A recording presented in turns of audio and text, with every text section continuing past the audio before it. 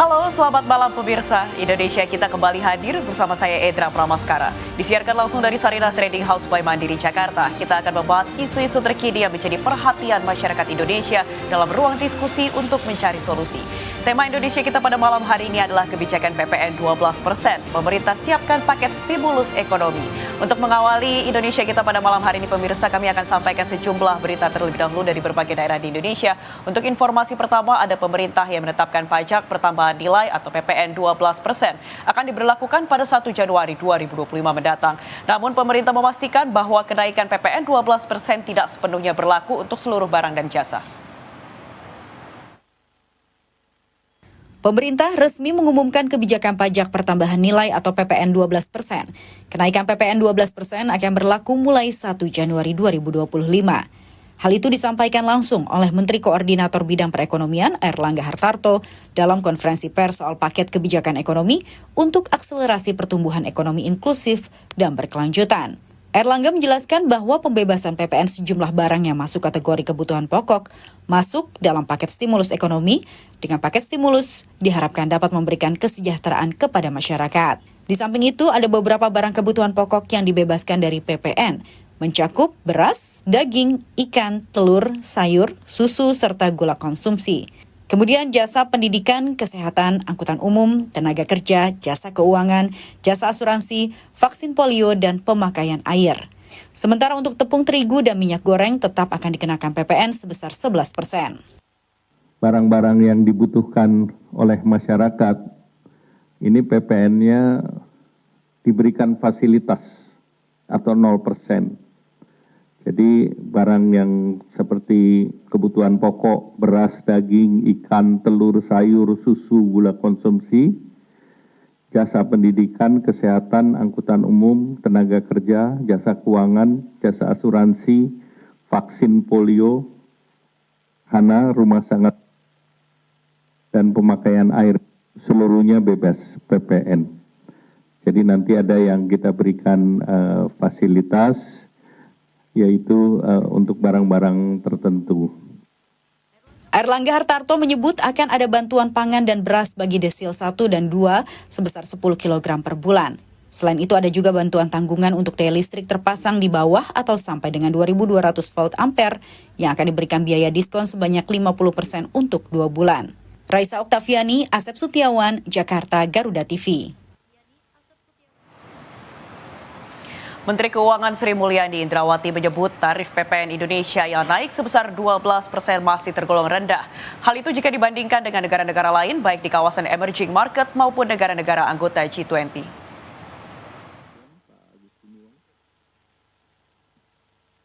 Menteri Keuangan Sri Mulyani Indrawati membandingkan PPN Indonesia yang naik 12% lebih rendah dari negara-negara lain. Sri Mulyani mencontohkan Brasil yang mengenakan tarif PPN sebesar 17%, kemudian Afrika Selatan 15%, India 18%, dan Turki bahkan mencapai 20%. Meski tarif PPN Indonesia terbilang rendah, namun Indonesia masih menghadapi tantangan besar dalam meningkatkan rasio pajak yang tengah berada di angka 10,4%. Rasio pajak yang relatif rendah mencerminkan tantangan yang harus dihadapi dalam memperbaiki sistem perpajakan, sehingga bisa mendukung pembiayaan APBN yang berkelanjutan. Kemudian Turki 20% PPN-nya dengan tax ratio 16%. 12% itu adalah Filipina dengan tax ratio mereka sudah di 15,6. Dan Meksiko PPN-nya 16%, tax ratio mereka di 14,46%. Jadi Indonesia saat ini dengan 11%, tax ratio kita masih di 10,4, bisa memberikan gambaran pekerjaan rumah dan perbaikan yang harus kita lakukan. Tidak selalu bahwa kita harus naik setinggi yang lain, tapi ini juga menggambarkan di mana posisi Indonesia. Raisa Oktaviani, Asep Sutiawan, Jakarta, Garuda TV. Pemerintah Indonesia telah menetapkan kenaikan tarif pajak pertambahan nilai atau PPN dari 11% menjadi 12% yang akan berlaku mulai 1 Januari 2025. Menteri Keuangan Sri Mulyani menyatakan kebijakan ini merupakan bagian dari upaya meningkatkan penerimaan negara guna mendukung stabilitas ekonomi nasional. Untuk membahasnya lebih lanjut telah hadir di studio bersama dengan kami staf ahli Kepatuhan Pajak Kementerian Keuangan Republik Indonesia Yon Arsal dan secara virtual Kepala Ekonomi Bank Permata Joshua Pardede. Selamat malam Pak Yon dan juga Pak Joshua. Selamat malam Mbak Edra. Selamat malam. Terima kasih sudah bergabung bersama dengan Garuda TV. Pak Joshua dan Pak Yon, saya mau bertanya ke Pak Yon terlebih dahulu. Pak, pada akhirnya pemerintah menetapkan kenaikan PPN 1% menjadi 12% per 1 Januari 2025. Ya. Ini masyarakat kan banyak yang ketar-ketir ya Pak ya. Ini sebenarnya apa pertimbangan dari Kementerian Keuangan dan juga dari awal ini bagaimana Pak prosesnya? Baik. Terima kasih Mbak Edra. Jadi kalau kita bicara PPN yang sekarang ada kenaikan dari 11 menjadi 12%, tentu kita bisa tarik mundur pada saat pembentukan Undang-Undang HPP pada tahun 2021 yang lalu. Undang-Undang HPP pada prinsipnya merupakan bagian dari kita melakukan reformasi perpajakan Mbak Edra. Setelah serangkaian reformasi yang kita lakukan, kemudian kita terhantam oleh pandemi, pada waktu itu penerimaan kita minus dari pajak itu minus 19%, ekonomi juga minus 6%. Kemudian kita come up dengan reformasi perpajakan pada waktu itu. Yang disampaikan di Undang-Undang HPP tidak semata-mata kenaikan PPN tentu pada waktu itu. Karena ada 3 prinsip di dalam Undang-Undang HPP setidaknya yang menjadi pijakan kita untuk bergerak. Yang pertama adalah prinsip keadilan, bahwa yang kaya itu mestinya menanggung atau membayar pajak lebih besar, sementara yang kurang mampu atau yang mampu membayar lebih besar, yang kurang mampu itu harus dilindungi negara. Keberpihakan artinya juga nanti kita lihat di dalam sistem PPN kita kemudian masih mengenal exemption. Walaupun dia barangnya kena pajak, tapi kita kecualikan, itu keberpihakan. Dan kita kegotong royongan, artinya semua pihak, semua orang yang mampu dan sesuai dengan kapasitasnya tentu akan bergotong royong untuk membayar pajak begitu untuk kepentingan pembiayaan pembangunan negara. Nah pada saat kita melakukan Undang-Undang HPP tadi, paketnya itu tidak hanya PPN pada waktu itu. Ada yang kita perkenalkan satu UKM 500 juta ke bawah tidak bayar pajak, Mbak Edra, waktu itu. Sebelumnya semua UKM kena tarif 0,5%, tapi waktu itu kita kenakan 500 juta ke bawah omset tidak kena PPN. Yang kedua, bagi penghasilan kena pajak, wajib pajak yang masih kena pajaknya antara 50 sampai 60 juta, penghasilan kena pajak bayar setelah dipotong PTKP. Jadi kira-kira 100 jutaan lah, orang omset 100 atau penghasilan 100 sampai 120 juta. Tidak kena. Nah, tadinya kalau dia 50 juta itu kena 5% sampai 50 juta. Kalau 60 juta itu dia 50 sampai 60-nya itu udah kena 15% tarif. Nah, waktu itu kita lebarin. Sampai 60 juta dia kena 5%. Ada 10 juta yang kena benefit yang tadi. Nah kemudian bagi orang yang kaya, orang yang mampu, waktu itu kita kenakan tarif pajak yang lebih tinggi, yaitu 35%. Sehingga ada kombinasi antara tadi kegotong royongan, keadilan dan keberpihakan yang diterjemahkan ke dalam berbagai policy tadi. Nah PPN sendiri pada waktu itu memang kita naikkan dari 10 menjadi 12%. Tapi pembicaraan dengan DPR dan pemerintah pada waktu itu menginginkan bahwa jangan dinaikkan sekaligus. Sehingga kita bertahap paling lambat yang 1%-nya dinaikkan 1 April 2022, yang paling lambat 1 Januari 2025, kemudian naikkan menjadi 12%. Jadi memang menurut saya sih kita harus kembali lagi melihat secara komprehensif, memandang urgensinya pada waktu itu, tidak hanya pada saat ini.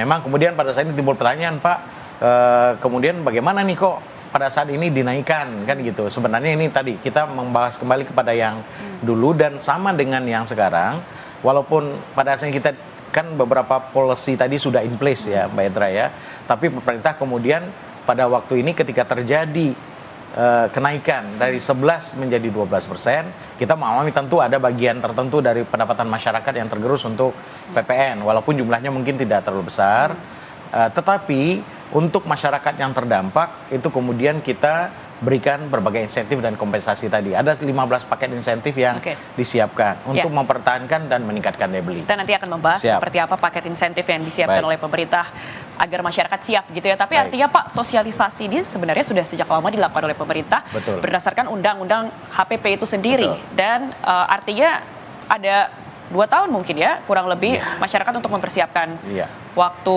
kenaikan sampai 12% ini. Betul. Tapi dalam porsi APBN 2025 anggarannya, apakah memang sudah tercantum untuk 12% ini? Apakah memang sudah berdasarkan hitungan dari 12%? Sudah masuk. Hitungan PPN kan sederhana sebenarnya ya. Kalau kita APBN kita di 2024 target PPN itu sekitar 811 triliun, otomatis kurang lebih katakanlah kalau dengan baseline yang sama, maka kemudian tidak ada perubahan baseline. Kalau kenaikan 1% yang kurang lebih berarti kan antara 70 sampai dengan 80 triliun, kurang lebih begitu hitungan sederhananya begitu. Jadi memang angka itulah yang kemudian sudah dimasukkan ke dalam APBN 2025. Makanya target penerimaan pajak di tahun 2025 ini sudah ditetapkan sebesar 2.189 triliun. Gitu. Oke, mungkin yang menjadi pertanyaan juga apakah sosialisasi sudah dilakukan secara masif oleh pemerintah. Jadi masyarakat tidak kaget begitu Pak ketika tahun ini per tahun depan begitu ya, per 1 Januari 2025 sudah akan naik menjadi 12%. Bagaimana sejauh ini sosialisasi yang dilakukan oleh pemerintah? Di berbagai forum sudah kita sampaikan sebenarnya, bahkan ketika mulai dari pertama pun Mbak Edra waktu itu kita sampaikan bahwa ini PPN ini naiknya 2 tahapan.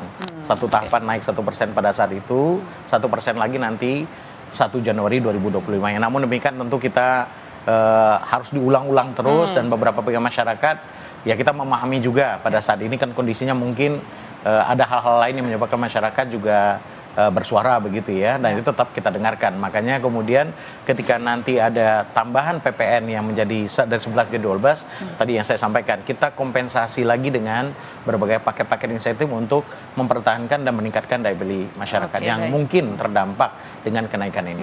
Sosialisasi terkait stimulus juga Sudah harus diberikan dilakukan secara masif kepada masyarakat. Dan saya akan juga bertanya kepada Pak Joshua, ini bagaimana tanggapannya ketika akhirnya PPN 12% akan ditetapkan per 1 Januari 2025, tapi Pak Joshua dijawabnya usai jeda ya Pak, karena kita harus jeda terlebih dahulu. Pemirsa, tetaplah bersama kami di Indonesia Kita.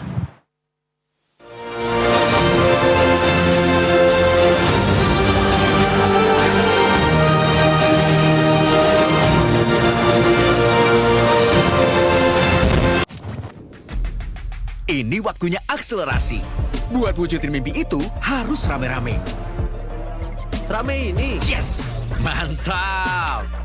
Gak cuma sekedar wujudin mimpi, tapi ciptain inovasi. Kita berkolaborasi biar ngasih impact positif buat bangsa Indonesia.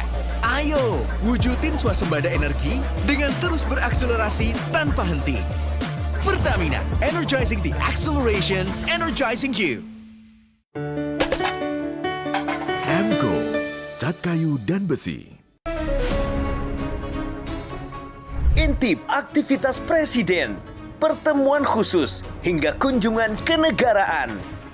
Melihat lebih dekat langkah penting menuju masa depan cerah untuk Indonesia maju. Jadilah saksi setiap langkah strategis dalam Jendela Istana. Setiap hari pukul 8:30 malam hanya di Garuda TV. Ini waktunya akselerasi. Buat wujudin mimpi itu harus rame-rame. Rame ini? Yes! Mantap! Gak cuma sekedar wujudin mimpi, tapi ciptain inovasi. Kita berkolaborasi biar ngasih impact positif buat bangsa Indonesia. Ayo, wujudin swasembada energi dengan terus berakselerasi tanpa henti. Pertamina, energizing the acceleration, energizing you.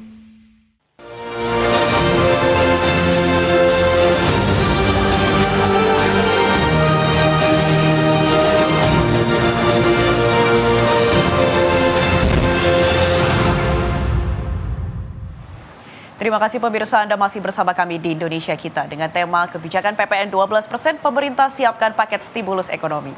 Saya akan bertanya ke Pak Joshua. Pak, bagaimana kemudian Anda melihat penetapan PPN 12% ini per 1 Januari 2025? Apakah Anda menilai sebentar lagi PPN ditetapkan ini merupakan waktu yang realistis begitu? Dan bagaimana Anda menilainya? Ya, saya sependapat dengan Pak Yon sebelumnya bahwa pemerintah sudah menerbitkan ataupun DPR sudah menerbitkan Undang-Undang Harmonisasi Peraturan Perpajakan. Dan di tahun 2022 yang lalu pemerintah sudah menaikkan tarif PPN dari 10 menjadi 11%, dan juga sudah menginformasikan bahwa PPN akan naik juga di tahun 2025 dari 11% menjadi 12%. Meskipun demikian, kalau kita melihat dalam beberapa waktu terakhir ini, pemerintah juga turut mendengarkan ya aspirasi dari masyarakat, dari pelaku industri terkait dengan kondisi ekonomi yang mungkin dipengaruhi oleh kondisi global, sehingga kami merespon positif ya dengan keputusan pemerintah, di mana tentunya keputusan ataupun kebijakan PPN ini tetap diterapkan dengan tadi disampaikan oleh Pak Yon bahwa dengan prinsip gotong royong dan juga keadilan, dan tentunya ini diprioritaskan atau difokuskan kepada barang-barang mewah tanpa harus mempengaruhi daya beli kelas menengah yang dikatakan belakangan ini cukup terdampak ya dengan kondisi perlambatan ekonomi domestik saat ini. Seperti yang kita ketahui, memang di kuartal ketiga kemarin pertumbuhan ekonomi kita sedikit melambat di bawah 5%, dan kalau kita perhatikan juga data BPS, konsumsi rumah tangga, laju pertumbuhan dari konsumsi rumah tangga Indonesia dalam sejak pandemi itu masih belum kembali normal, ya masih tetap di bawah 5%. Sehingga kami pikir dengan mendengarkan masyarakat, dengan mendengarkan aspirasi dari masyarakat, pemerintah dengan mengeluarkan ataupun tetap menaikkan PPN namun diprioritaskan kepada barang-barang mewah, saya pikir ini sudah menunjukkan bahwa pemerintah melakukan mengimplementasikan kebijakan fiskal dengan prinsip keadilan dan juga gotong royong, dan diharapkan kami melihat bahwa ini tetap akan bisa mendorong peningkatan penerimaan perpajakan kita ke depannya, yang di saat bersamaan pun juga diharapkan dengan paket kebijakan yang juga sudah disampaikan, ya kurang lebih ada 6 besarannya. Ini pun juga diharapkan akan bisa mendukung pertumbuhan ekonomi kita di tahun 2005 mendatang. Oke, kebijakan PPN 12% ini dikenakan kepada barang-barang mewah, begitu. Pak, tapi bagaimana pengaruhnya kemudian terhadap biaya produksi dan juga rantai pasok? Karena ini yang menjadi kekhawatiran juga dari masyarakat, apakah berdampak begitu ya terhadap daya beli masyarakat ini, bagaimana dari Pak Yon? Baik, terima kasih Mbak Edra ya. Ini saya sering diskusi sama Mas Joshua nih. Jadi kalau kita lihat memang PPN kita ini cukup unik ya. Kalau membandingkan antar negara itu PPN itu tidak cukup hanya bandingin tarifnya saja. Setidaknya ada 3 komponen yang saya perhatikan. Tarif, threshold yang ditunjuk sebagai pemungut, dan kemudian pengecualian, Mbak Edra. Pengecualian barang mana yang terutang PPN, barang mana yang tidak terutang PPN. Jadi kita mesti lihat 3 komponen ini dulu. Indonesia secara politik mengambil pilihan dari sisi yang pengecualian itu, ngambil posisi untuk memberikan pengecualian yang sifatnya banyak kepada masyarakat. Sehingga banyak sekali barang ataupun jenis jasa yang di beberapa tempat di negara lain dikenakan PPN, di tempat kita tidak dikenakan PPN. Jadi kalau Indonesia misalnya seperti tadi disampaikan, barang kebutuhan pokok, barang beras, gula, sayur, daging dan sebagainya itu sudah pasti kena dibebaskan. Jadi tidak bayar PPN pada prinsipnya. Kemudian di sisi lain kita juga barang-barang kebutuhan industri dan sebagainya juga ada yang kita bebaskan PPN-nya, sehingga mendorong industri, ekonomi dan juga kebutuhan pokok masyarakat. Kalau kita hitung Mbak Edra, dari keseluruhan insentif, ini kan insentif ya, keseluruhan insentif ini kita berikan kepada masyarakat dalam bentuk fasilitas, artinya ada duit yang harusnya diterima negara tapi tidak jadi diterima negara karena kita bebaskan PPN-nya. Proyeksi kita pada tahun 2025 keseluruhan insentif tadi untuk PPN saja itu sekitar 265 triliun rupiah. Itu artinya yang tidak jadi dikolek oleh negara tetapi diberikan kepada masyarakat dalam bentuk fasilitas pajak yang tidak jadi dikumpulkan. Nah itu jumlahnya sangat besar. Nah itu di dalam skema kebijakan yang baru ini tetap akan dipertahankan. Jadi barang-barang itu tetap tidak akan kita kenakan PPN, sehingga kita tetap mendorong kebutuhan pokok dan sebagainya itu tetap diberikan fasilitas. Nah tadi Mbak Eda sampaikan bagaimana dengan value chain yang lain kan gitu. Memang kita harus akui tentu bagian barang-barang di luar yang barang-barang kebutuhan pokok. Oh tadi saya lupa, ada 3 barang kebutuhan pokok lainnya yang juga kita masukkan yang selama ini nggak dapat fasilitas, yaitu minyak goreng, tepung terigu, dan gula industri. Nah selama ini mereka bayar pajak 11%. Nah sekarang mereka akan kena PPN jadi objek 12%, tapi mereka akan bayar hanya 11%, konsumen 1%-nya ditanggung oleh pemerintah. Ya, jadi tetap faktanya nanti akan bayar 11%, gitu Mbak Edra. Nah yang ketiga, kita tentu memahami seperti Mbak Edra sampaikan tadi, bagaimana dengan barang-barang yang lain. Nah barang-barang yang lain tentu akan terdampak somehow kan gitu ya, karena kenaikan dari 2% menjadi 12 tentu akan ada kenaikan. Ya, Itulah gunanya kemudian kita solusinya adalah kita berikan kompensasi ke orangnya, tidak ke dalam bentuk produk semata, ke orang yang menerima dan ada juga dalam bentuk produk. Sehingga harapan kita daya belinya masyarakat tetap bisa terjaga atau malah bisa ditingkatkan. Nah itu kalau saya bisa berikan contoh sederhana Mbak Edra, orang yang berpenghasilan katakanlah 3 juta 1 bulan, itu kan golongan kelas menengah lah rata-rata ya. Karena kelas menengah BPS itu antara 2 sampai 10 juta. 3 juta ini kalau di dalam hitungan kita 40% sampai 50% dari pos belanjanya itu adalah untuk barang-barang yang tidak kena PPN. Beras, gula pokok dan sebagainya tadi. Katakanlah setengahnya tidak kena PPN. Berarti yang kena PPN Rp1.500.000 per bulan. Kalau ada kenaikan PPN 1%, berarti rumah tangga ini akan terdampak membayar sekitar 15.000 sebulan. Ya. 15.000 sebulan berarti kalau dikali 12 setahun rumah tangga ini akan terdampak sekitar ya Rp180.000 per tahun dampak karena kenaikan PPN dari 12 menjadi 1%. Ya. Untuk barang-barang yang tidak ditanggung PPN-nya atau tidak bebas PPN. Nah insentif yang diberikan pemerintah kan salah satunya listrik, diskon listrik walaupun 2 bulan, tapi kan yang diberikan sebulan itu jauh lebih besar barangkali 2 bulan dibandingkan dengan yang dampak PPN tadi. Begitu juga dengan bantuan beras. Nanti kita bisa jelaskan bantuan beras. 10 kilo per rumah tangga, 10 kilo itu berarti kalau 1 kilonya 15 sampai 18.000 ya berarti 150.000 per bulan. Kalau kali 2 bulan berarti 360.000. Berarti benefit yang dirasakan oleh masyarakat itu sebenarnya somehow lebih tinggi dibandingkan dengan dampak PPN. Nah, kita menjaga itu. Sehingga kita usahakan masyarakat instead of dia terganggu daya belinya Mbak Edra, kita bantu dengan mensubsidi secara langsung menambah daya beli masyarakat dengan cara mengurangi kos dia untuk beli beras, untuk beli listrik dan sebagainya, termasuk tadi minyak goreng dan sebagainya. Jadi paket insentif yang diberikan oleh pemerintah. Nanti yang kita sampaikan. Jadi kita berharap paket insentif yang kita berikan tawarkan kepada masyarakat tadi itu mampu menutupi dampak dari kenaikan harga karena PPN yang naik dari 11 menjadi 12%. Gitu, Mbak Ira. Tadi ada listrik, diskon listrik, kemudian ada juga bantuan pangan begitu. Ini ada apa lagi Pak berarti paket-paket stimulus yang diberikan oleh pemerintah? Kalau kita list ada sekitar 15 list ya, tetapi yang kita sudah bagi untuk industri, untuk rumah tangga, satu listrik bantuan pangan. Untuk rumah tangga. Jadi ada untuk rumah tangga dan ada untuk industri sektor. Berarti artinya industri juga mendapatkan insentif dari pemerintah. Apakah itu artinya juga untuk menekan begitu ya angka biaya produksi sehingga harganya tetap masih bisa terjangkau oleh masyarakat? Betul, exactly. Misal salah satu contoh industri Mbak Edra itu industri padat karya, tekstil misalnya. Nah itu industri padat karya kita berikan untuk ini sasarannya adalah industri padat karya yang kelas menengah nih.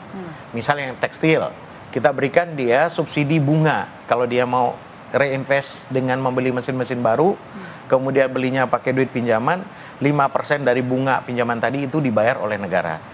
Jadi industri dibantu, rumah tangga dibantu, pekerja dibantu. Nah pekerja misalnya salah satu pekerja di industri padat karya kita berikan PPh pasal 21 ditanggung pemerintah.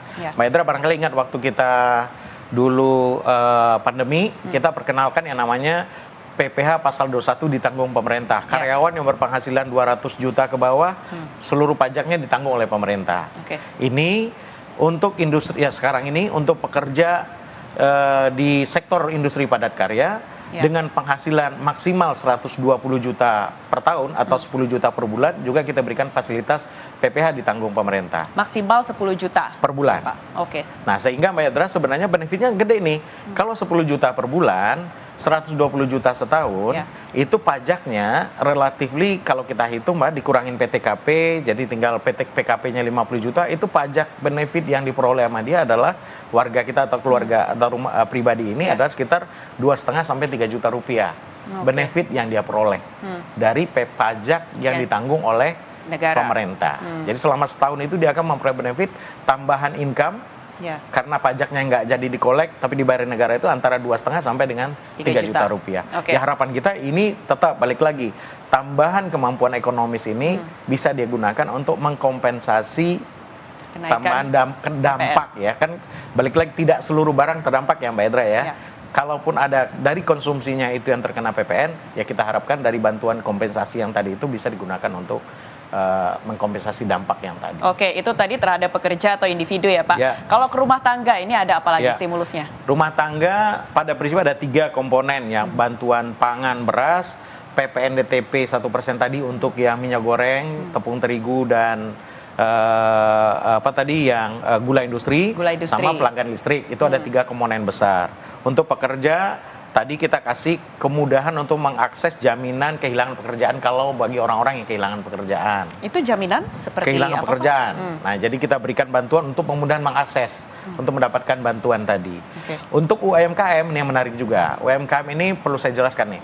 UMKM itu Mbak Edra sudah kita berikan fasilitas 2 selama ini. 1 untuk UKM yang omsetnya tidak lebih dari 500 juta, wajib UKM orang pribadi ya Mbak Edra ya, itu bayar pajaknya 0. Asal omsetnya di bawah 500 juta. Untuk UKM yang omsetnya 500 juta sampai dengan 4,8 miliar, dia bayar pajak final 0,5%. Sangat murah. Ya, ini dampaknya terhadap UMKM berarti sudah masuk industri ya Pak. Kita akan membahasnya lebih lanjut, tapi kita harus jeda terlebih dahulu. Tetaplah bersama kami pemirsa di Indonesia Kita.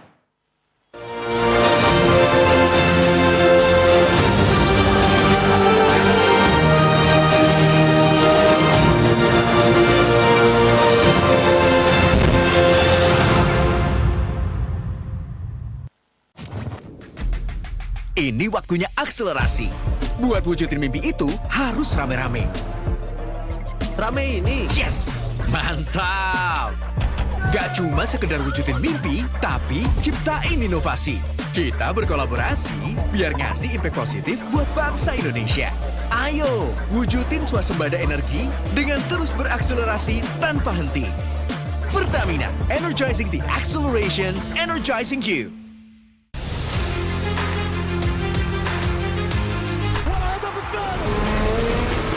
Update terbaru dari dunia olahraga.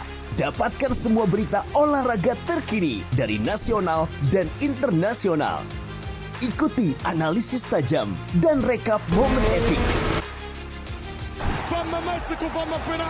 Saksikan Sport 8 setiap hari pukul 11 malam hanya di Garuda TV. Ini waktunya akselerasi. Buat wujudin mimpi itu harus rame-rame. Rame ini. Yes! Mantap! Gak cuma sekedar wujudin mimpi, tapi ciptain inovasi.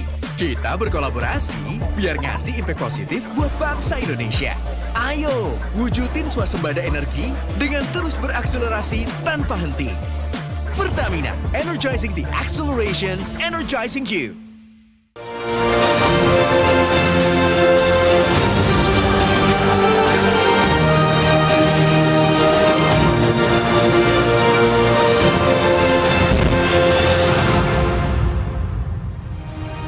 Terima kasih pemirsa, Anda masih bersama kami di Indonesia Kita dengan tema kebijakan PPN 12%, pemerintah siapkan paket stimulus ekonomi. Tadi kita sudah membahas dari sisi rumah tangga dan juga individu ya Pak. Kemudian apa stimulus yang juga diberikan oleh pemerintah dari sisi industri tadi juga sudah dibahas. Untuk UMKM, nah ini bagaimana Pak lanjutannya? Untuk UMKM Mbak Edra melanjutkan, selama ini sudah kita kasih 2 fasilitas. 1, UKM wajib pajak orang pribadi, UKM ya statusnya, usaha. Kemudian omset di bawah 500 juta, pajaknya 0, kita bebaskan. Orang UKM, omset 500 juta sampai 4,8 miliar, itu bayar pajak 0,5%. Dan sifatnya final, jadi very simple dan murah. Nah kemudian isunya adalah, ada sunsetnya nih Mbak. Orang itu hanya bisa memanfaatkan untuk orang pribadi hanya selama 7 tahun. Nah, ketika ini kita perkenalkan di tahun 2018 yang lalu, berarti terakhirnya itu adalah tahun ini nih, tahun ini 2024 ini terakhir. Sehingga banyak pertanyaan masyarakat, bagaimana dong kami nanti di tahun 2025? Karena kalau mereka sudah selesai dengan rezim final, otomatis mereka akan kembali menggunakan rezim yang normal, Mbak, pembukuan, yang mungkin bayar pajaknya lebih besar. Nah, pemerintah dalam kondisi seperti ini membantu yang tadinya sudah habis 7 tahun, kita bantu lagi tambah 1 tahun lagi minimal sampai tahun 2025. Jadi yang harusnya sudah selesai masa PPh finalnya, kita tambahkan lagi 1 tahun 2025. Ini juga sehingga masyarakat UKM tetap dapat menikmati benefit yang bayar pajak dengan tarif yang murah tadi, yang 0,5%. Nah, untuk industri ada yang satu lagi perumahan nih, Mbak. Nah, perumahan itu kita kenakan, karena perumahan ini kita kenapa perlu bantu? Karena value chain-nya, terus Mbak Edra sampaikan, itu panjang. Ya. Kalau perumahan kita bantu, orang konstruksinya ada orang pekerjanya, ada bahan bangunan dan sebagainya. Itu kita bantu juga. Untuk PPN-nya ditanggung pemerintah untuk harga rumah sampai 5 miliar. Untuk bagian yang 2 miliarnya kita tanggung pemerintah. Ini pengalaman kami dari tahun kemarin, itu yang pemanfaat fasilitas ini sangat banyak. Jadi cukup membantu untuk menumbuhkan sektor perumahan. Dan yang terakhir ada sektor kendaraan listrik dan hybrid. Nah, ini tidak semata-mata hanya meningkatkan industri otomotif, mendorong orang untuk membeli kendaraan listrik, tetapi juga membantu untuk menciptakan green economy yang lebih baik. Kan berpindah dari kendaraan yang combustion engine ke kendaraan yang lebih ramah lingkungan gitu. Jadi semua kita mix nih, Mbak. Jadi ada yang rumah tangga, industri, UMKM, sektoral gitu. Semuanya kita coba dapatkan benefit. Kita usahakan dapat benefit. Oke, dan dampaknya juga terhadap lingkungan gitu ya, Pak? Pasti. Oke, baik. Sudah disampaikan oleh Pak Yon beberapa stimulus yang diberikan oleh pemerintah terhadap individu, rumah tangga, dan juga industri. Saya mau tanya ke Pak Yosua. Pak, bagaimana Anda melihat kemudian iklim perekonomian dalam dunia usaha Indonesia saat ini? Apakah stimulus dan juga insentif yang diberikan oleh pemerintah ini sudah efektif untuk dunia usaha di Indonesia? Ya, kalau ditanyakan kepada pengusaha tentu ya, pasti kebijakan ataupun paket insentif tersebut, stimulus tersebut pasti dirasakan belum cukup ya. Namun kami tetap meresponnya positif ya, bahwa sekalipun memang tadi ada untuk memitigasi dampak kenaikan inflasi yang mungkin bisa ditimbulkan dari kenaikan tarif PPN, pemerintah juga turut ya memberikan support, dukungan kepada beberapa aspek, baik itu rumah tangga, UMKM, ya pekerja, industri padat karya, dan juga sektor perumahan, dan juga terkait dengan insentif untuk mobil listrik. Dan tentunya kami melihat bahwa dari kebijakan tersebut, ya ini kami melihatnya karena tadi tantangannya adalah kalau kita bicara efektivitasnya, ya tentunya yang kita perlu lihat lagi adalah nanti dari sisi misalkan pemberian bantuan sosial, ya bansos itu. Nah ini saya pikir perlu ditingkatkan lagi monitoring dan juga evaluasi dalam hal ini agar masyarakat yang masuk dalam desil 1 dan desil 2 saja yang bisa menerima bansos tersebut. Lalu juga terkait juga dengan diskon listrik, ya ini saya juga sepakat bahwa ini pun juga karena ini kebijakan untuk kelas menengah khususnya desil 5, 6, 7, 8 ini memang belum eligible untuk mendapatkan bansos ya, tapi dengan adanya diskon listrik ini saya berharap ini pun juga bisa memberikan dampak positif ya untuk mendorong daya beli kelas menengah. Dan selain itu pun juga terkait dengan kebijakan yang untuk mendukung industri padat karya, kami juga melihat ini yang tadi disampaikan oleh Pak Yon bahwa ada subsidi bunga untuk revitalisasi mesin, lalu juga bantuan untuk asuransi kecelakaan kerja untuk sektor padat karya. Saya pikir ini pun juga hal-hal yang sangat positif ya, mengingat kalau kita melihat beberapa sektor industri padat karya itu saat ini sedang mengalami tantangan yang cukup berat ya, dari sisi daya saing, dari sisi kinerja ekspornya yang menurun karena pasar globalnya juga menurun, sehingga tentunya dengan adanya paket kebijakan tersebut diharapkan ini setidaknya memberikan dukungan ya kepada industri padat karya. Dan kalau kita bicara juga terkait dengan dampaknya ya, kami berharap bahwa dengan insentif tersebut untuk sektor padat karya ini dapat juga mendukung ya penciptaan lapangan pekerjaan ya, dan juga dapat meningkatkan juga produktivitas. Dan ini karena kalau kita melihat salah satu data dari BPS juga menunjukkan bahwa jumlah kelas menengah ya ini dalam 5 tahun terakhir ini mengalami penurunan, sementara itu jumlah masyarakat rentan itu mengalami peningkatan, ya ini juga karena dipengaruhi oleh dalam beberapa tahun terakhir ini arus PHK itu cukup besar gitu, sehingga makanya dengan adanya paket kebijakan tersebut, ya insentif untuk sektor padat karya, ini diharapkan akan bisa menjaga supaya tidak terjadi lagi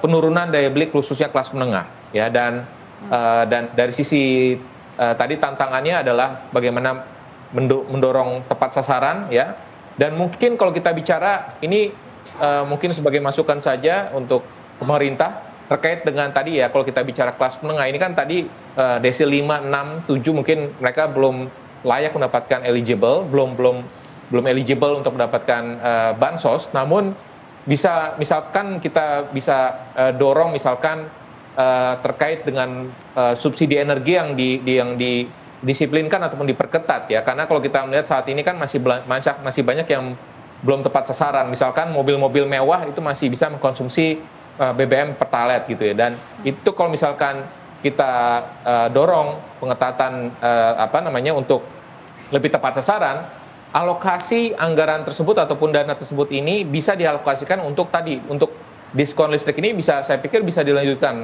ya, setidaknya dalam beberapa bulan ke depan, sehingga harapannya ini dapat bisa mengurangi beban kelas menengah, dan sekaligus lagi adalah yang lebih penting lagi bagaimana ke depannya pemerintah mendorong produktivitas belanja, karena kalau kita bicara penerimaan, ya, kami juga melihat bahwa penerimaan perpajakan kita ini tentunya tadi kalau kita bandingkan dengan negara lain kita masih relatif lebih rendah. Dan oleh sebab itu bagaimana kalau kita mendorong penerimaan perpajakan ini dengan pemerintah lebih dahulu juga mendorong produktivitas dari belanja itu sendiri, ya, karena kalau kita melihat belanja rata-rata dari kementerian lembaga dan juga pemerintah daerah itu selalu terfokuskan di akhir tahun, ya, dengan adanya kemarin DIPA sudah diserahkan oleh Presiden, diharapkan ini percepatan dari belanja pemerintah pusat dan daerah ini akan bisa lebih cepat sehingga bisa mengakselerasi ekonomi Indonesia baik itu di pusat dan daerah, sehingga harapannya penerimaan pun juga baik di tingkat pusat dan daerah pun juga akan semakin meningkat. Jadi harapannya ini akan bisa mengurangi pressure ataupun dari sisi psikologis dari masyarakat, karena kalau kita lihat kan selain PPN ini pun juga, ya, pemerintah ada wacana, ya, sebelumnya ada BPJS Kesehatan, lalu juga ada asuransi wajib kendaraan bermotor, ya, meskipun memang BPJS Kesehatan nampaknya ditunda, ya, namun ada beberapa wacana lainnya lagi yang bisa mempengaruhi juga. Jadi makanya oleh sebab itu komunikasi kebijakan ini saya pikir harus dikoordinasikan dengan baik, ya, agar tidak semua pungutan-pungutan ini semuanya disampaikan secara bersamaan gitu, ya, sehingga tadi memberikan dampak yang kurang baik, ya. Tapi kita berharap tadi dengan paket kebijakan ini diharapkan tadi ini akan bisa berdampak positif khususnya untuk industri padat karya, UMKM, pekerja dan juga rumah tangga. Oke, baik. Ada tantangan yang sudah disebutkan dan juga rekomendasi yang diberikan oleh Pak Yosua. Tapi Pak, dalam jangka pendek, apa stimulus yang bisa menjadi fokus pemerintah untuk dilaksanakan atau dalam implementasinya? Apakah memang percepatan belanja negara atau apa yang paling urgent dilakukan oleh pemerintah dalam jangka waktu dekat? Ya, tentu kalau kita bicara tadi pertama adalah percepatan belanja negara, dan juga dari sisi dari sisi khususnya adalah belanja-belanja yang memang berdampak langsung, ya, kepada konsumsi masyarakat. Ya, misalkan kalau kita melihat program makan bergizi gratis, ya, ini saya pikir memiliki efek berganda yang cukup besar, ya, kepada masyarakat, dan khususnya lagi apabila kalau nanti penerapan mekanisme di lapangannya dilakukan untuk diberdayakan juga pelaku UMKM lokal, ya, pedagang UMKM lokal dan juga petani lokal, ya, sehingga tadi untuk bisa mengurangi upaya ataupun mengurangi misalkan adanya kebutuhan impor, ya, khususnya untuk beberapa komoditas pangan ataupun dari antar daerah gitu, ya, sehingga makanya pemberdayaan daerah ini saya pikir harus bisa ditingkatkan sehingga tadi dampaknya kepada masyarakat pun juga akan jauh lebih tinggi lagi. Dan yang lebih terpenting lagi adalah tadi bagaimana pemerintah juga perlu mendorong menarik investasi di padat karya, ya, karena kalau kita melihat upaya-upaya pemerintah saat ini sudah cukup maksimal, namun masih belum kalau kita melihat trennya trennya dalam beberapa tahun terakhir ini, khususnya ini cukup banyak investasi itu masuk pada industri ataupun industri yang padat modal, ya, sehingga tadi dampaknya juga kepada penciptaan lapangan pekerjaan itu masih jadi belum kurang optimal juga, sehingga makanya diharapkan ke depannya dengan tadi reformasi struktural, lalu juga kebijakan fiskal yang prudent, kebijakan moneter yang prudent, pertumbuhan ekonomi kita yang solid, diharapkan ini akan tetap mendukung supaya bisa menarik investasi itu masuk kepada sektor-sektor padat karya, sehingga itu tadi pada akhirnya akan bisa menjawab tantangan yang sedang kita hadapi tadi dengan adanya kenaikan arus PHK di berbagai industri manufaktur padat karya. Oke, baik. Dari Pak Yosua ada beberapa rekomendasi yang disampaikan ya Pak Yon, ini bagus sekali juga, ini terutama terkait dengan bagaimana pemerintah seharusnya bisa menarik lebih banyak investasi ke industri padat karya dan juga kemudian mendorong percepatan belanja negara. Apakah dari pemerintah sudah ada koordinasi untuk ke arah sana atau bagaimana Pak? Terima kasih Mbak Edra. Saya terima kasih ke Mas Joshua tadi ya, masukan yang kita jadi notin untuk perbaikan kita dalam rangka mengimplementasikan policy ke depan. Tapi memang yang kita catat seperti Mbak Edra sampaikan adalah memang seluruh policy ini tentu melibatkan stakeholders yang terkait. Ketika kita menderive sebuah analisis tentu kita lakukan bersama. Kementerian Keuangan tidak bisa duduk sendiri. Ketika kita bicara mengenai investasi, kita tentu bicara dengan BKPM. Ketika kita bicara mengenai kebijakan sektoral tertentu, kita akan bicara dengan kementerian yang terkait. Contohnya ketika kita menyusun kebijakan untuk membantu industri padat karya tadi seperti itu, kita berbicara dengan Kemenaker, kita berbicara juga dengan Kementerian UKM. Ketika kita bicara terkait dengan membantu industri membantu industri kendaraan EV ataupun hybrid, kita bicara dengan kantor Menko Ekonomi dan juga kita bicara tentu dengan Kementerian Perindustrian dan BKPM. Gitu dia selalu kita libatkan bersama-sama dalam pembuatan sebuah kebijakan. Ini tentu koordinasi terus kita tingkatkan dari waktu ke waktu. Nah, menurut saya sih menjadi sangat penting juga karena dalam rangka memberikan sebuah policy yang tepat sasaran, efektif, efisien, mencapai tujuan yang kita inginkan tentu nggak bisa dilakukan sendiri. Harus kita sama-sama dengan stakeholders yang lain. Oke, baik. Artinya koordinasi bersama dengan stakeholder terus dilakukan oleh Kementerian Keuangan untuk memastikan bahwa stimulus ini akan berlangsung secara efektif dan juga efisien. Kita akan membahasnya lebih lanjut pemirsa, tapi kita harus jeda terlebih dahulu. Tetaplah bersama kami di Indonesia Kita.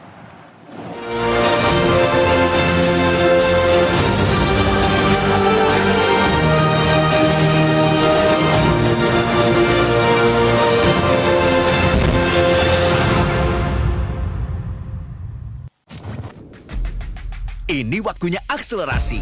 Buat wujudin mimpi itu harus rame-rame. Rame ini. Yes! Mantap! Gak cuma sekedar wujudin mimpi, tapi ciptain inovasi. Kita berkolaborasi biar ngasih impact positif buat bangsa Indonesia. Ayo, wujudin swasembada energi dengan terus berakselerasi tanpa henti. Pertamina, energizing the acceleration, energizing you. Intip aktivitas Presiden, pertemuan khusus, hingga kunjungan kenegaraan. Melihat lebih dekat, langkah penting menuju masa depan cerah untuk Indonesia maju. Jadilah saksi setiap langkah strategis dalam Jendela Istana. Setiap hari pukul 8:30 malam, hanya di Garuda TV. Ini waktunya akselerasi. Buat wujudin mimpi itu harus rame-rame. Rame ini. Yes! Mantap! Gak cuma sekedar wujudin mimpi, tapi ciptain inovasi. Kita berkolaborasi biar ngasih impact positif buat bangsa Indonesia. Ayo, wujudin swasembada energi dengan terus berakselerasi tanpa henti. Pertamina, energizing the acceleration, energizing you.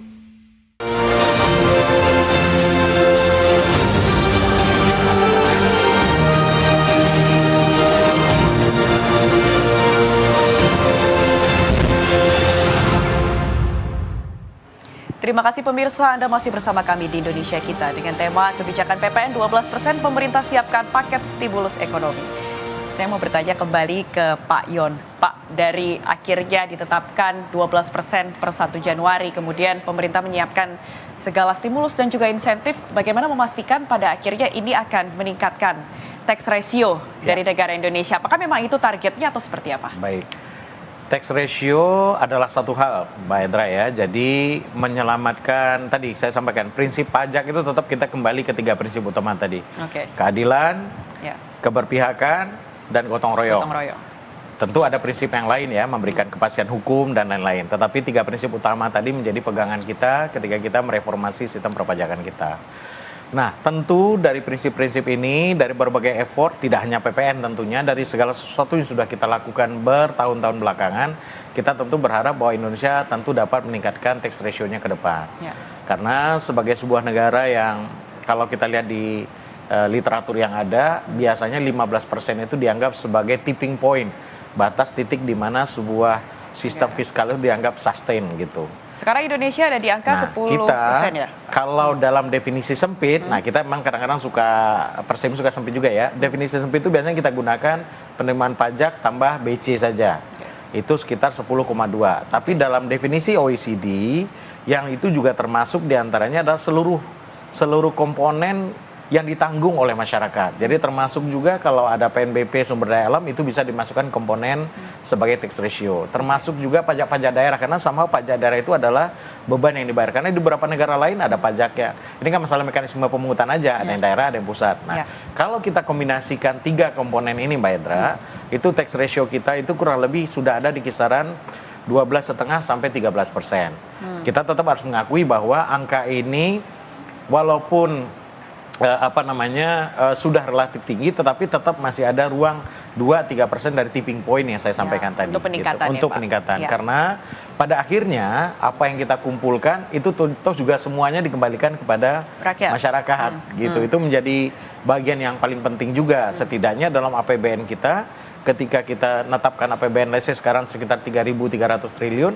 20% pergi untuk pendidikan, sekitar 5% untuk kesehatan, pembangunan infrastruktur. Jadi apa yang kita kumpulkan sebagai bentuk kegotong royongan masyarakat ini juga akan kembali kepada masyarakat. Gitu, Pak Edra. Oke, jadi harapannya memang untuk meningkat, menuju ke arah sana, menuju ke arah 15%, begitu kita ya Pak? melihat ruang itu ada, makanya kita selalu harus berbenah. Sehingga karena kalau kita lihat lagi di statistik di tempat yang lain, negara-negara lain rata-rata komposisi belanja pemerintahnya terhadap PDB sekitar 18-19%. Kita masih sekitaran 17%. Artinya semakin besar belanja pemerintah, tapi tentu dengan catatan belanja yang efisien, efektif juga ya. Effective spending gitu, itu tentu akan bisa mendorong pertumbuhan ekonomi. Artinya dengan PPN jadi 12% diharapkan ini bisa menjadi jalan untuk peningkatan. Salah satu cara kita untuk mendapatkan penerimaan yang baik yang nanti juga kita kembalikan kepada masyarakat. Kemudian yang juga menjadi pertanyaan Pak, bagaimana selanjutnya monitoring atau pengawasan agar tidak terjadi kebocoran pajak begitu ketika sudah dialokasikan secara efektif, bagaimana kemudian mencegah terjadinya kebocoran agar bisa maksimal peruntukannya? Ini kita balik lagi tadi Mbak Edra sampaikan, perlu konsolidasi dan koordinasi dengan stakeholder. Dengan stakeholder lain. Kita kalau dalam konteks pengawasan, kami di Kementerian Keuangan tentu menjadi di internal pemerintah, di dalam kita punya Itjen yang mengawasi, tapi khusus untuk yang ke internal Kementerian Keuangan. Tapi kalau kita berbicara sebagai sebuah negara, kita punya BPKP, auditornya pemerintah, kita punya BPK, kita punya BPK, kita punya APH yang juga tentu semua berkonsolidasi, berkoordinasi untuk setidaknya memastikan bahwa apa yang sudah kita kumpulkan dari masyarakat, yang kemudian kita berikan kembali kepada masyarakat, distribusinya ini harus secara efektif, efisien, yang mengurangi, yang meminimalisir seminimal mungkin terjadinya kemungkinan penyelewengan yang tidak seharusnya terjadi. Ada koordinasi juga yang dilakukan dengan pemerintah daerah terkait dengan hal ini? Pasti, ya, karena sekitar 1.000 triliun dari 3.000 triliun itu kemudian kan kita distribusikan ke daerah lewat transfer ke daerah, betul Mbak Edra. Jadi ya memang harus koordinasi lagi dengan pemerintah daerah. Efektivitas di pusat dengan efektivitas di daerah. Harapan kita sih dua-duanya bisa berjalan dengan baik, sehingga baik pembangunan, karena kan yang di daerah, yang pusat juga nanti kan ke daerah juga. Ini kan tidak membangun pusat kan gitu, membangun daerah juga.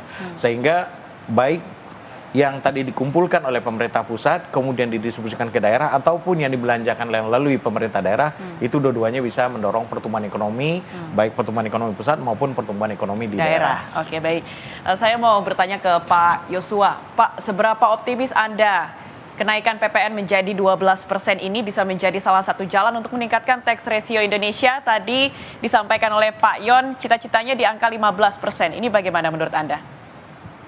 Ya, tentunya semangat dari Undang-Undang Harmonisasi Peraturan Perpajakan adalah mengarah ke sana juga ya. Bagaimana kita mendorong reformasi perpajakan kita, bagaimana kita meningkatkan basis pajak kita, bagaimana kita bisa meningkatkan tingkat kepatuhan dari wajib pajak kita, bagaimana kita bisa mendorong juga dari sisi administrasi perpajakan kita juga bisa kita tingkatkan pelayanannya. Tentu saya pikir itu kita akan terus mengarah ke sana. Ini tentunya kita melihat bahwa pemerintah terus selalu berupaya ya, karena pajak itu adalah instrumen penting ya dalam fiskal ya, jantungnya dalam perekonomian kita juga. Sehingga kalau kita semestinya terus mendukung kebijakan pemerintah tersebut ya, supaya tadi, karena harapannya dari sisi bagaimana nanti kebijakan dari sisi belanja itu pun juga diharapkan menyasar juga kepada untuk mendorong kesejahteraan masyarakat ya. Jadi tentunya kami melihat bagaimana kedepannya ini sejalan juga tentunya yang prinsipnya kembali lagi, kalau kami melihat bagaimana kita bisa mendorong penerimaan, tentunya pemerintah juga tadi perlu kembali lagi bagaimana mendorong memanfaatkan agar pertumbuhan ekonomi ini bisa meningkat ya, tentunya tadi dengan produktivitas belanjanya, lalu juga bagaimana dengan menjaga daya beli konsumsi masyarakat, juga menjaga iklim investasi ya. Tentunya dua komponen itulah saya pikir menjadi hal yang penting sekali untuk kita bisa mendorong pertumbuhan ekonomi, karena dengan pertumbuhan ekonominya solid ya, setidaknya kita harapkan sesuai dengan target sasaran inflasi, target sasaran pemerintah, tentunya penerimaan perpajakan pun juga semestinya akan mengikuti biasanya ya, sehingga kalau kondisi itu tetap terjaga dari sisi iklim investasi, daya beli masyarakatnya terjaga, ya pertumbuhan ekonominya tercapai, tentu penerimaan perpajakan pun juga akan mengikuti dengan sendirinya. Jadi oleh sebab itu ya semangat itu saya pikir harus kita miliki juga ya dari semua aspek masyarakat, ya pelaku ekonomi, ya pelaku industri, lalu juga dari berbagai aspek ini kita perlu mendukung ya secara bersama-sama. Kita perlu mendukung apa yang sudah dilakukan pemerintah ini, tentunya hasilnya ataupun harapannya nanti akan positif juga untuk membangun perekonomian kita. Oke, tetap harus optimis begitu ya Pak ya. Kemudian bagaimana akhirnya masyarakat bisa menyikapi atau melakukan tindakan secara bijak ketika PPN naik 12% dan bisa memanfaatkan stimulus yang diberikan oleh pemerintah dengan maksimal? Apa tindakan yang harus dilakukan oleh masyarakat? Nah, yang terpenting adalah kan sekarang ini lagi eranya sosial media ya. Sedangkan sosial media tadi banyak yang hoax ya, informasinya banyak yang misinformasi. Ya. Jadi tentunya yang perlu kami harapkan kepada masyarakat luas adalah Pak Joshua. Bisa dengar suara saya Pak Joshua? Oke, baik. Saya kalau gitu mau tanya ke Pak Yon terlebih dahulu. Pak, ini bagaimana masyarakat bisa menyikapi kebijakan PPN 12%? Apa tindakan yang paling bijak yang dilakukan oleh masyarakat? Dan juga bagaimana cara memanfaatkan stimulus yang diberikan oleh pemerintah secara efektif? Mungkin PR-nya lebih banyak ke pemerintah barangkali ya Mbak Edra ya. Jadi kita akan untuk memberikan ini masalah literasi dan edukasi lagi pada masyarakat. Jadi dalam rangka memberikan pemahaman, tadi Mas Joshua sudah sampaikan ya, banyak hoax yang beredar. Kita tentu perlu melakukan sosialisasi yang lebih kepada seluruh lapisan masyarakat. Nah, sehingga kami dari pemerintah akan terus melalui berbagai channel yang ada untuk menyampaikan pesan-pesan ini. Bagaimana konteks perpajakan secara komprehensif dipandang gitu. Karena seringkali kita melihat misalnya contoh dalam kasus ini PPN naik tapi hanya sekedar PPN naik. Kita harus menyampaikan bahwa PPN-nya naik, kemudian tetap pengecualian yang luar biasa sudah kita berikan, barang-barang yang spesifik malah kita perkenalkan lagi pajak ditanggung pemerintah, plus renderingan yang target insentif atau paket insentif yang kita berikan.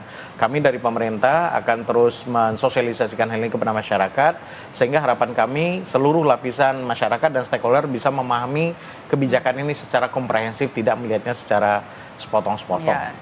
Tidak berat sebelah begitu ya. Apa Pak hoax yang paling banyak ditemukan di media sosial yang harus diklarifikasi, sebenarnya tidak benar seperti itu. Iya, kadang-kadang sebenarnya tidak semata-mata hoax juga, cuman mengambil informasinya sepotong, Mbak Edra. Misal contoh saja, bahwa kenapa Indonesia tarif pajaknya sering sekali sekarang beredarnya berita nih. Kenapa Indonesia naikin 12 sementara Vietnam turunin dari 10 ke 8. Betul, tapi kalau kita bedah secara keseluruhan, ingat tadi saya sampaikan, PPN itu tidak semata-mata masalah tarif. PPN itu mengenai masalah tarif, exemption, sama yang ketiga threshold tadi, Mbak. Ya. Nah, kalau dilihat dari tarif, betul bahwa Vietnam itu multi tarif dia 10 sama 5%. Yang dia lakukan sekarang itu sebenarnya dia sudah berikan fasilitas sebenarnya sejak waktu pandemi kemarin. Itu dia perpanjang. Nah, yang kedua sebenarnya menjadi catatan adalah dia untuk kebutuhan pokok dia kenakan 5%. Kita bebaskan. Ya. Dan yang terakhir dari segi threshold pengusaha yang akan memungut PPN, kalau kita bagi pengusaha dengan omset di bawah 4,8 dia tidak ditunjuk sebagai PKP, Mbak. Jadi nggak memungut PPN. Buat Vietnam hanya batas itu hanya 63 juta rupiah per tahun. Berbeda negara, berbeda kebijakan. Betul. Dan saya lihat bahwa ini memang harus kita bungkus secara komprehensif lihat, sehingga yang kita mau meluruskan. Ya artinya kalau kita mau bandingin, kita harus membandingkan secara utuh. Kita tidak bisa membandingkan hanya sepotong-sepotong informasi. Itu yang mau saya sampaikan. Artinya diharapkan masyarakat juga bisa menerima informasi dan pesan yang disampaikan oleh pemerintah dengan baik, bahwa itu yang akan kita sampaikan secara utuh kepada masyarakat.